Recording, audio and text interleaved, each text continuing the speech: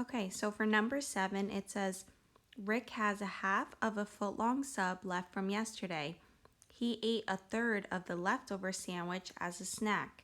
What fraction of the entire sandwich did he eat as a snack? So it says half of a foot-long sub, and we know of means multiplication. So we need to know how big is the foot-long sub.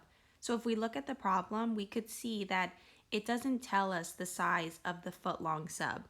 So we can't use this of to help us set up our problem.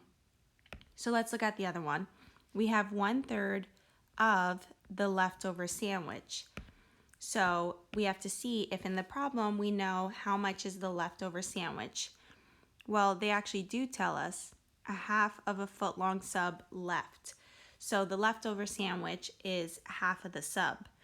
So we know of means multiplication, and we know the leftover sandwich is 1/2. So we can do 1/3 times 1/2.